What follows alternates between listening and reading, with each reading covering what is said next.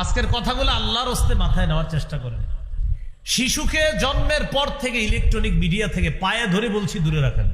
আপনি স্টেজে আসেন, আপনার পায়ে ধরে বলছি আমি, ওর জীবনটা আপনি নষ্ট করে দিয়েন না, ওরে দূরে রাখেন। কয় হুজুর কাজ করতে পারি না। আমাদের আব্বা আম্মা মনে হয় কোনো কাম করে নাই। হ্যাঁ, এখানে যারা মুরব্বী আছে, আমার পাশে হুজুর আছে, হুজুরের তো আম্মায় কোন মোবাইল দেখে ওনারে খানা খাওয়াইছে? আম্মায় কোনো মোবাইল দেখে আপনার খানা খাওয়াইছে ছোটবেলায়? ওই সময় তো মোবাইলই ছিল না। তো উনি এত বড় সাইকুল হাদিস হয়ে এখন সভাপতি হয়েছে কেমনে? এখানে মঞ্চে কত আলেমরা আছে, ইমামরা আছে। ওই যে উনি লাল দাড়ি, আপনার আম্মা আপনারা কি মোবাইল দেখে খানা খাওয়াইছে? তা আপনি কিভাবে মুরব্বী হয়েছেন? সবাই শিখেন, বিষয়টা হাসিন না, শিখেন যে ওনার তো আম্মা ছিল, আমাদের আম্মা, আমাদেরকে তো এইভাবে আমগরে তো বড় করছে। কোথায়?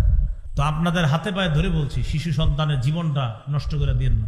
মসজিদে শিশুদের গুরুত্ব দেওয়া, শিশুদের উপস্থিতিকে গুরুত্ব দেওয়া, ওদেরকে তাড়ায়া দিয়েন না মসজিদ থেকে। হ্যাঁ, একটা কথা মনে রাখবেন, শিশুদেরকে মসজিদে একসাথে দাঁড়াইতে দিয়েন না। ওরা একসাথে দাঁড়াইলে মসজিদ আর এখানে রাখবে না, ওটা অন্যদিকে নিয়ে যাবে।